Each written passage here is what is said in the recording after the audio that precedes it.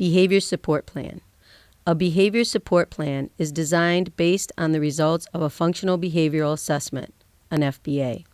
To write a behavior support plan, it is recommended that you match the target behavior definition and the summary statement of the target behavior's function generated in the function behavioral assessment. Remember that the behavior support plan is the second step in a four-step process to improve student behavior. The four steps include 1. The functional behavioral assessment, 2. Behavior intervention/support plan, 3. Data tracking, and 4. Objective modifications based on data. The current behavior support plan being utilized by St. Clair County RESA was developed based on recommendations from Prevent, Teach, and Reinforce, the school-based model of individualized positive behavior support by Glenn Dunlap, Ph.D., as well as reviewed by LaPointe and Butler, P.C. legal firm.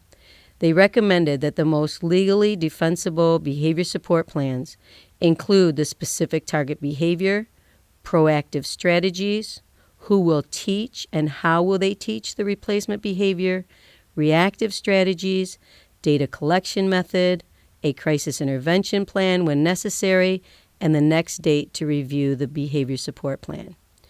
It should be noted that the behavior support plan is intended for students with intensive behavioral needs or students that fall within the top tier of an MTSS or multi-tiered system of supports model. If you have many students in your building at this level, you will want to consider strengthening your universal and targeted behavior support. If you are unfamiliar with the 5 universal strategies needed for classroom management and the targeted or Tier 2 behavior supports located education services, response to intervention, positive behavior support, Tier 1. And the targeted interventions can be found within the Tier 2 tools. The current behavior support plan is located on Tier 3 along with the functional behavior assessment information. The behavior support plan is a working document developed by a team including school staff, administration, parents, community agency, and the student if appropriate. Let's take a closer look at the St. Clair County RESA Behavior Support Plan and the specific sections that need to be addressed. The first section that you will encounter allows you to enter student name, student grade, date of birth, school where student attends, student's teacher, date of the current IEP or individual education plan if student is eligible for special education eligibility, the date this behavior support plan is developed, and the date that the behavior support plan will be implemented.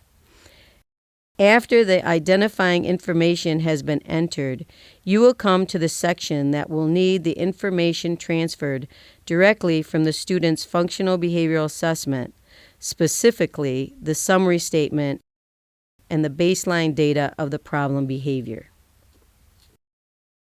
This section is critical because we must have an idea of what is driving a student's behavior or what function the behavior is serving in order to apply specific interventions related directly to that function. For example, interventions utilized for a targeted behavior in which the function is to escape or avoid a situation would be different than interventions utilized for a targeted behavior whose function is to gain adult peer attention. In the next section, we will look closely at the target behavior and the replacement behavior. It can be helpful to list both the target behaviors and replacement behaviors within this section. The target behavior can be thought of as inappropriate means to meeting a particular function. For example, our student is leaving the classroom or crawling under his desk in order to escape or avoid assignments. The replacement behavior will look at teaching an appropriate way to meet this same function. For example, utilizing a break card system will allow the student to escape or avoid the assignment in a much more appropriate manner than leaving or running out of the classroom. Notice that there are replacement behaviors with a checkbox directly below the target behavior and replacement behavior boxes. A few of the most common examples are provided, but it is not intended to be an exhaustive list of replacement behaviors. Please add replacement behaviors that your team has determined to be appropriate for the student, either directly in the replacement behavior box or check the other box and add information to the right. Replacement behaviors will need to be taught. Most importantly, they have to be as effective as the targeted behavior in obtaining or avoiding the function. For example, in order for the break card system to be effective, the student will need to experience that the card will allow him to avoid the assignment just as well as running out of the classroom. In this way, the replacement behavior has met the same function as the targeted behavior. At this time, there may be some concerns that the student is still avoiding the assignment. It is important to keep in mind that we are teaching a replacement behavior as a first step. Eventually, we can reduce the amount of break cards being used by the student or begin to possibly replace the break cards with a verbal request for help. Replacement behaviors are not an immediate solution and will need to be taught over time in different classes and with more than one teacher in order to be effective and help the student to generalize the new behavior in multiple settings. Instructions for replacement behaviors is the next section in the behavior support plan. In this section, you will address what replacement behaviors will be taught, when and how often the replacement behaviors will be taught, who will teach the behaviors, and how these skills will be monitored across multiple settings. Now it is necessary to address proactive strategies or antecedent interventions. Begin by listing the antecedent or the setting situation that happens before the targeted behavior. For example, before our student runs out of the classroom, he is typically engaged in an independent work period. This is important to know because the antecedent intervention or proactive strategy will be put into place before the targeted behavior is displayed. In addressing reactive strategies, it will be important for staff to know what to do when the targeted behavior has occurred. Remember that the definition of the targeted behavior should be specific and measurable so that it is clear to all members of the team and any staff member that may interact with the student. In our experience, proactive and reactive strategies should be limited in number.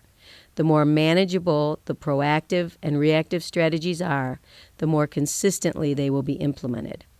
Unfortunately, this is where we see most of the behavior support plans end, when in reality, this is just the beginning. At this point, you should consider how you will measure the success of the support plan based on the decrease in targeted behavior and increase in replacement behavior. The changes made to any behavior plan should only occur based on objective data. In this next section, your team will decide which data collection system you will use to measure the success of your behavior support plan, and more importantly, who will collect and analyze the data prior to the next behavior support plan meeting. The example here shows that this team will be using a scatter plot collection tool which will quantify the current target behavior and allow for the team to decide the effectiveness of the intervention based on whether or not the number of quantification of the target behavior is increasing or decreasing. Generally, students who are in need of a behavior support plan may display behaviors that are unsafe to self or others. If this is the case, you may want to include your building crisis intervention policy and the steps to be followed. Important. If you will be using seclusion and restraints, the Michigan Department of Education has a restraint and seclusion policy which can be found on the Michigan Department of Education website. This policy recommends that separate data tracking be collected for seclusion and restraint and timeout interventions. The last part of your behavior support plan will include members present and the date in which you will meet again. Based on our experience, our recommendation is that you would meet to review this plan on a bi-monthly or monthly basis. At the follow-up meetings, you will determine if the behavior support plan should continue as written or if changes need to be made based on data collected between the plan's implementation and the present review date. Any summary of changes can be reported in the Summary of Change section. Questions and requests for additional support can be made to Rose Doré, Intervention Specialist for St. Clair County RESA, by phone at 810-455-4046 or by email at doré.rose@stclaircountyresa.org.